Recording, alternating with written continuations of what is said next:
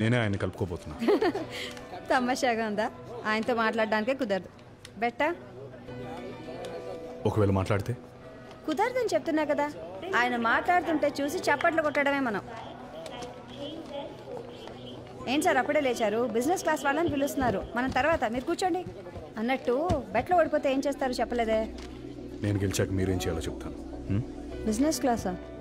బాగా డబ్బులున్నవాడేమో. సార్ మరి ఎందుకు సార్ మాతో పాటు క్యూలో నుంచున్నారు? విచిత్రమైన మనిషిలో ఉన్నారే. బిజినెస్ క్లాస్లో వెళ్ళడానికి 40,000 ఖర్చు పెట్టారా? ఆయన ఫంక్షన్లో మీట్ అవ్వడం కష్టం మీరే అన్నారుగా, అందుకే business class.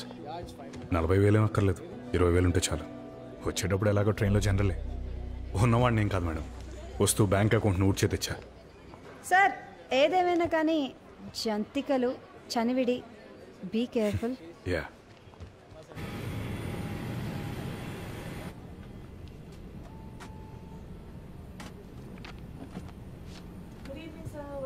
Ladies and gentlemen, this is your Captain Sharma from the flight deck. On behalf of my first officer Matthew and the crew, we welcome you all on board Jet Airlines JZ433 Chennai to Mumbai. We have with us today our chairman, Mr. Paresh ji, hello. We extend our heartiest welcome to you, sir.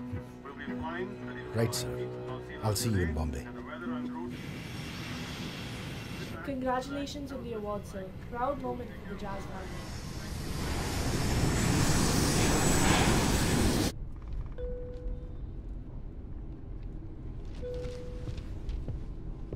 Sir నమస్తే sir. I'm చంద్ర మహేష్. నా airline కంపెనీకి మీరే main inspiration sir. May I please request you to go back to your seat, sir? Right, sir. It's fine. Pleasure sir.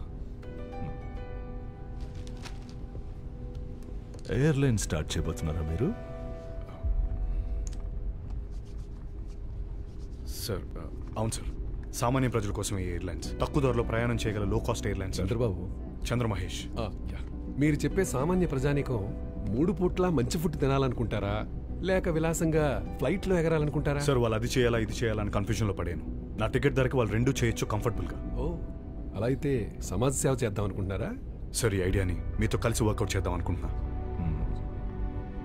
ఈ ఫ్లైట్లో ఉన్న ప్రతి ఒక్కరి దగ్గర కోటీశ్వరుడు అవ్వడానికి ఓ ఐడియా ఉంటుంది. ఆల్ ఐడియాస్ మాట్లాడుకునేటప్పుడు బాగానే ఉంటుంది, but practical impossible. Sir impossible ideas గురించి మాట్లాడి నేను టైం వేస్ట్ చేయట్లేదు. మా ఐడియాస్ ప్రాక్టికలీ పాసిబుల్ సార్. అయితే మీరు టికెట్ తక్కువ ధరకు మీ లాభము సంపాదించచ్చు అంటున్నారా? ఇన్ని రోజులు ఇవన్నీ ఆలోచించకుండా మేము ఇక్కడ ఉన్నామా? Yes sir.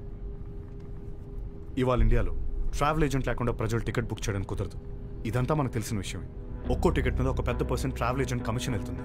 ఈ సామాన్య ప్రజలకి రైతులకి మధ్యలో దళాలకి వెళ్ళే అమౌంట్ లాగా మనం దాన్ని బైపాస్ చేయగలిగితే. ట్రావెల్ ఏజెన్సీ లేకుండా మరెలా నీ